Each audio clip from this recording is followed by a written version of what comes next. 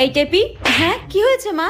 তোর ব্যাগ থেকে আমি এই গোলাপ আর এই চকলেটটা পেলাম, এগুলো তোকে কে দিয়েছে? এগুলো মায়ের হাতে কি করছে? হ্যাঁ, কাল স্যার আমাদের এক্সাম নিয়েছিল আর আমি ওই এক্সামে খুব ভালো রেজাল্ট করেছি, তাই আমরা যারা যারা ভালো রেজাল্ট করেছি স্যার আমাদেরকে একটা করে গোলাপ ফুল আর একটা করে ক্যাডবেরি দিয়েছে মা। হ্যাঁ, তুই ভালো রেজাল্ট করেছিস বলে স্যার তোকে এই গোলাপ আর এই চকলেটটা দিয়েছে? হ্যাঁ, বাহ।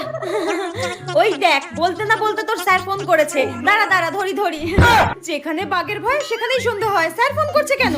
হে ভগবান বাঁচাও। হ্যাঁ স্যার বলুন। টেপি 2 সপ্তাহ ধরে পড়তে আসছে না কেন? টেপি 2 সপ্তাহ ধরে পড়তে যাচ্ছে না? কিন্তু স্যার, কালকে তো আমার মেয়ে টেপি আপনার কাছে পড়তে গিয়েছিল। আপনি সরস্বতী পুজোর দিনও এক্সট্রা ক্লাস নিয়েছেন, পড়িয়েছেন। আমার মেয়ে ভালো রেজাল্ট করেছে বলে আপনি ওকে গোলাপ ফুল চকলেট দিয়েছেন, তাই না? কালকে তো আমি কাউকে পড়াইনি। ঠিক আছে, আপনি রাখুন, আমার মেয়েকে আমি দেখছি। টেপি তুই আজকে শেষ আমার হাতে, তোকে আজকে আমি